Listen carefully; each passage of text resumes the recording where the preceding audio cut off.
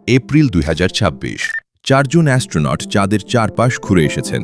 এই হল আর্টেমিস 2, যা 500 বছর পরে মানুষকে চাঁদের দিকে ফিরিয়ে আনল। 1972 সালের পরে কোনো মানুষ চাঁদের ধারে কাছে যায়নি, তাই আর্টেমিস 2 দিয়ে নাসা নিজের নতুন স্পেসক্রাফট ওরায়নকে যাচাই করছে। Crew Reid Wiseman, Victor Glover, Christina Koch আর জেরেমি হ্যানসন। সাফল্য: তারা পৃথিবী থেকে 2,52,756 মাইল দূরে চলে গেছে, এমনকি অ্যাপোলো 13 এর রেকর্ডও ভেঙে দিয়েছে। এটা সত্যিই ইতিহাস। এরপরে কি? এখন আসছে 3টি বিশাল মিশন। আর্টেমিস 3 2027 পৃথিবীর কাছাকাছি অরবিটে লুনার ল্যান্ডার দুটো পরীক্ষা করব।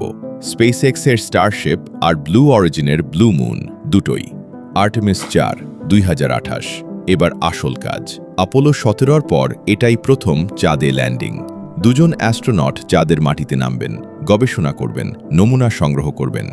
আর্টেমিস 5 2028 শেষ দিকে আবার একটা ল্যান্ডিং, এবার নিয়মিত রুটিন শুরু। 6 মাস পরপর একটা মিশন। আপনি কি মনে করেন আগামী 10 বছরে মানুষ মঙ্গলে যেতে পারবে? আমাকে কমেন্টে বলুন এবং এই চ্যানেল সাবস্ক্রাইব করুন আরও মহাকাশ খবরের জন্য।